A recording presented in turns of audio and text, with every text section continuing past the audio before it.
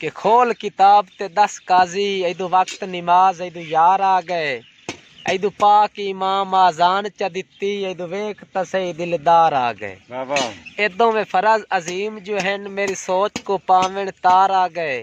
चल शाकिर नमाज कज़ा पढ़ सो दीदार तकर दिलदार आ गए बाबा दिलदार आ गए दीदार तकर दिलदार आ गए जी कि उन्ना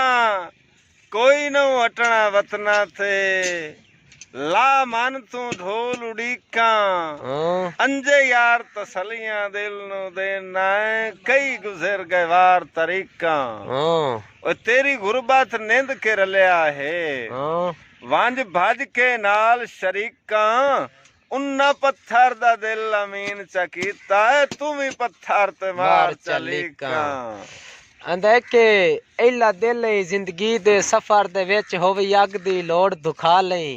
होवे लोड़ जिगर तन्हाइयां दी इंदे नाल तू दिल परचा लई होवे कतरा खोट दा नासर शाह हर शाय वंजा खड़का लई दिल दिता या मोड़ना मैं कोई नहीं परा जाके लोन वटा लई वाह वाह क्या बात है चुकिया साहब कि ओदू नाल अमीन दे रुस पिया है कोई रुसन दी गल समझावे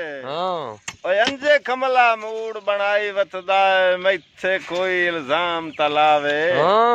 माता अगले भार नहीं चा सकदा उतू और ना भार चवावे ओनू आखो बेशक लड़या रहे ओ मेरा वतन न छोड़ के जावे जी अंदे के कल वेख्या हा सहरा दे विच एक चंद जे अजब नजारा मुंह पा अपने गिरेबान दे विच कोई रोंदा पिया दुखियारा ते मैं पूछया तू कौन सहराई लोक है तेनू बारे केड़ा बारा उस दस्या राशिद नाम मेरा मेरा टुर गई सज्जन प्यारा वाह वाह क्या बात है जी।